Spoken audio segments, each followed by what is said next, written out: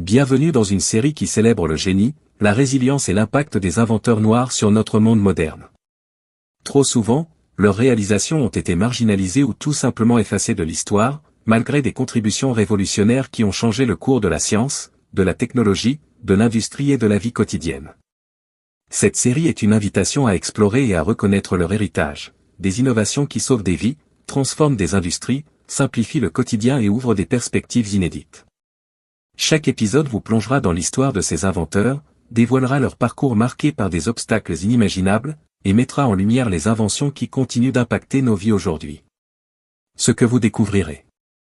Impact transformateur, des inventions majeures comme les banques de sang ou les masques à gaz qui ont littéralement changé le monde.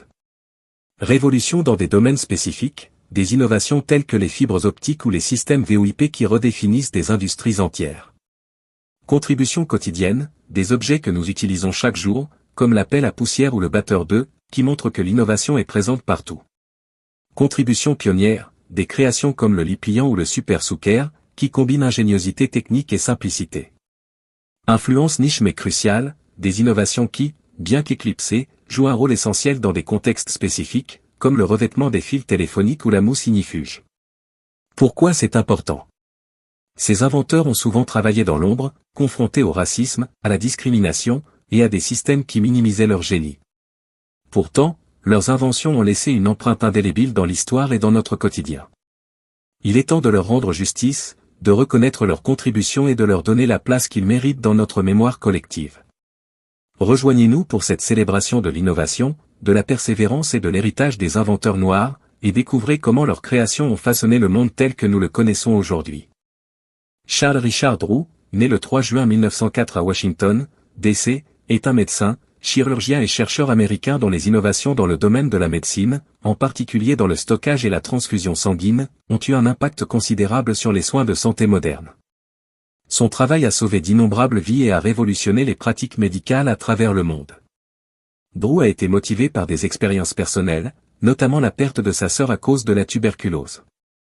Il a obtenu une bourse pour étudier à Amherst College, puis a poursuivi ses études à l'université McGill au Canada, où il s'est distingué par ses résultats académiques.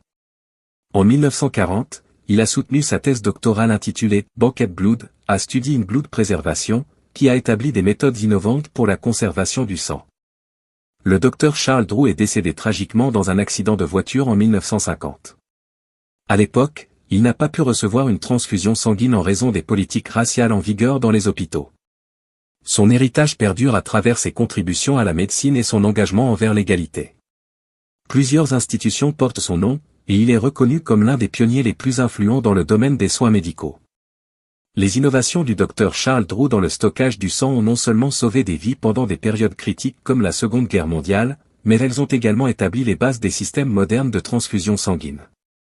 Son travail continue d'inspirer les générations futures d'étudiants en médecine et professionnels de santé à travers le monde. Garrett Morgan, né le 4 mars 1877 à Paris, Kentucky, est un inventeur afro-américain reconnu pour ses contributions majeures à la sécurité publique, notamment par le biais de son invention du masque à gaz. Son travail a eu un impact significatif lors de catastrophes et de guerres, sauvant des vies et améliorant les conditions de sécurité dans divers contextes.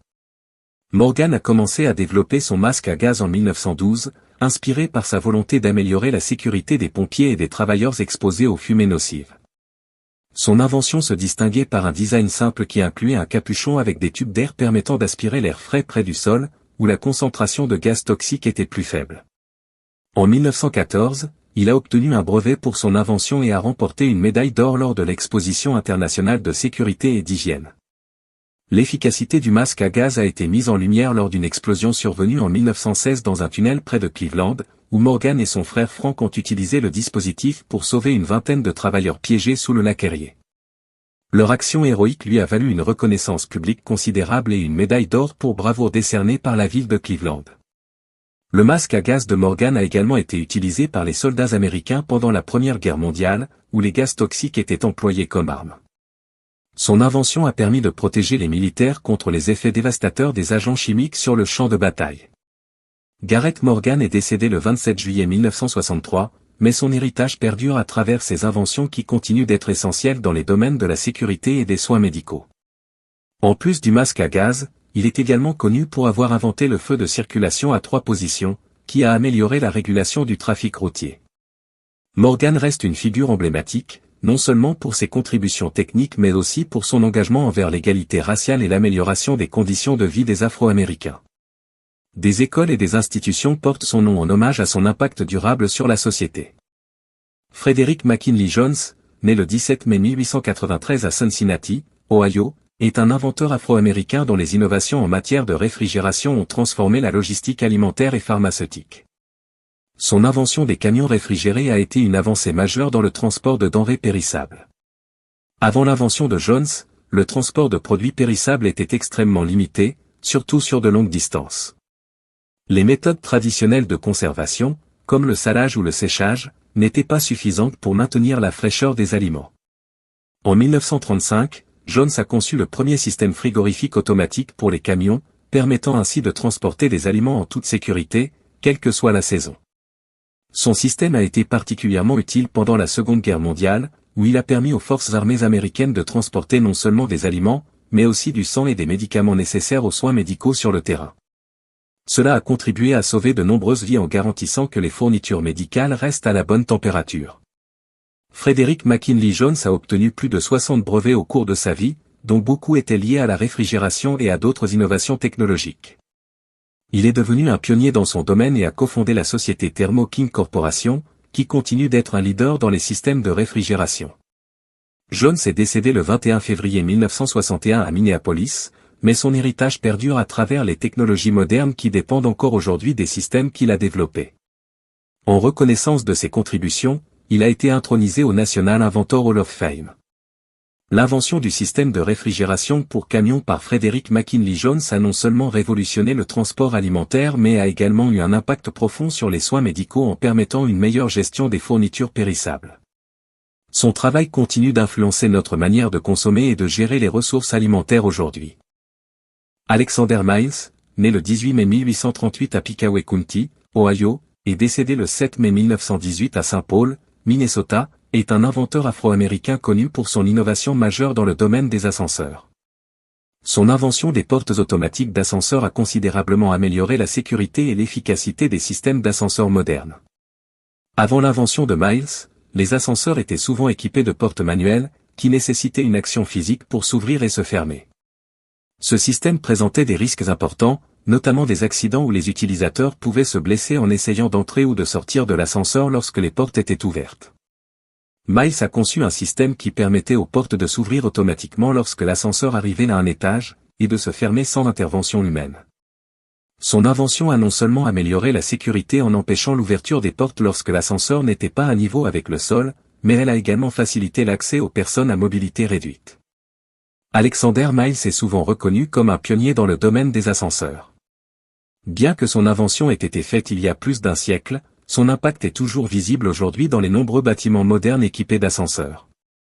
Il a reçu un brevet pour son invention en 1887, et bien que peu connu du grand public durant sa vie, il est aujourd'hui célébré pour ses contributions significatives à la sécurité publique. L'invention des portes automatiques d'ascenseurs par Alexander Miles a révolutionné non seulement le transport vertical dans les bâtiments mais a également établi des normes de sécurité qui perdurent jusqu'à aujourd'hui. Son travail reste une référence importante dans le domaine de l'ingénierie et de la sécurité des transports, faisant de lui une figure emblématique dans l'histoire des innovations techniques. Otis Boykin, né le 29 août 1920 à Dallas, Texas, et décédé le 26 mars 1982 à Chicago, est un ingénieur et inventeur afro-américain dont les innovations dans le domaine des résistances électriques ont eu un impact significatif sur la technologie médicale, notamment avec le développement du stimulateur cardiaque artificiel. Boykin a été motivé par des expériences personnelles, notamment la perte de sa mère due à une insuffisance cardiaque lorsqu'il était enfant. Cette tragédie l'a poussé à s'intéresser aux technologies qui pourraient améliorer les soins cardiaques. Après avoir obtenu son diplôme à l'université Fisk, il a travaillé dans divers laboratoires d'électronique avant de se concentrer sur le développement de résistances électriques.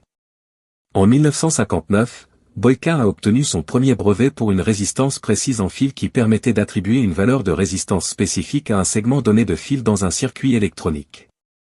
En 1964, il a déposé un brevet pour une unité de contrôle utilisée dans les. Otis Boykin a déposé au total environ 26 brevets au cours de sa carrière, touchant à divers domaines allant des résistances électriques aux dispositifs de sécurité. En reconnaissance de ses contributions significatives à la technologie médicale et électronique, il a été intronisé au National Inventor Hall of Fame en 2014. Boykin est décédé d'une insuffisance cardiaque en 1982, mais son héritage perdure à travers les technologies modernes qui continuent d'utiliser ces innovations. Son travail a non seulement sauvé des vies mais a également ouvert la voie à des avancées futures dans le domaine des soins cardiovasculaires. L'invention d'Otis Boykin concernant l'unité de contrôle pour stimulateur cardiaque artificiel a transformé les soins de santé pour les patients cardiaques en rendant ces dispositifs plus efficaces et accessibles. Son impact sur la médecine moderne est indéniable et continue d'influencer la vie de milliers de personnes dans le monde entier. George K.S. Caruter, né le 1er octobre 1939 à Cincinnati, Ohio, est un physicien et inventeur afro-américain dont l'invention de la caméra ultraviolet lointain a eu un impact significatif sur l'astronomie et la science environnementale. Son travail a permis d'explorer des phénomènes célestes et d'étudier l'atmosphère terrestre avec une précision accrue. Caruter a développé la caméra ultraviolet lointain pour être utilisée dans le cadre des missions spatiales.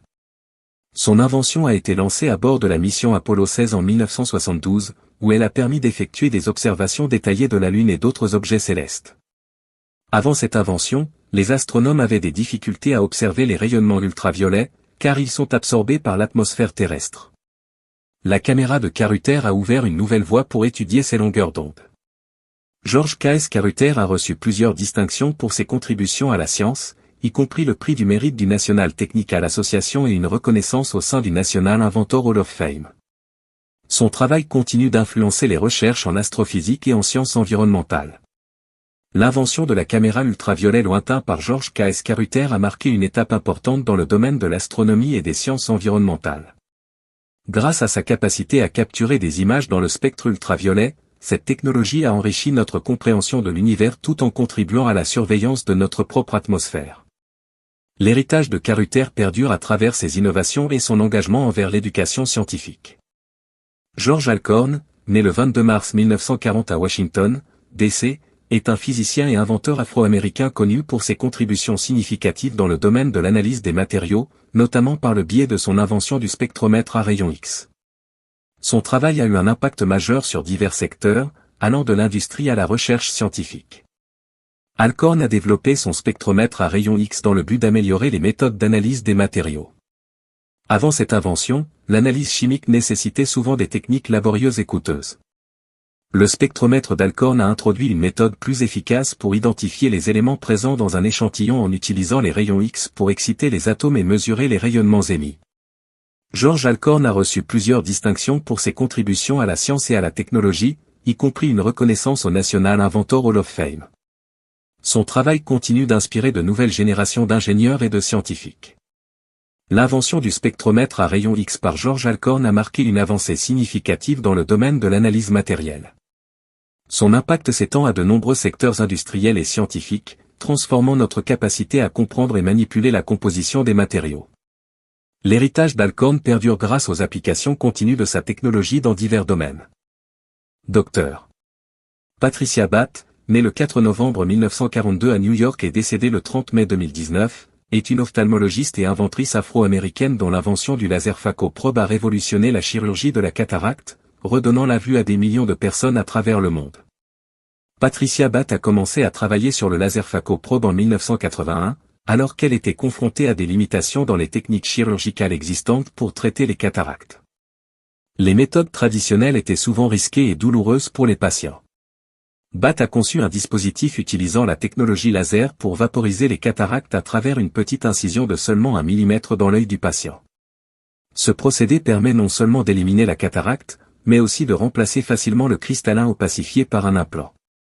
Le développement du laser phacoprobe a nécessité près de 5 ans de recherche et de tests avant que Batt ne puisse déposer son brevet en 1988.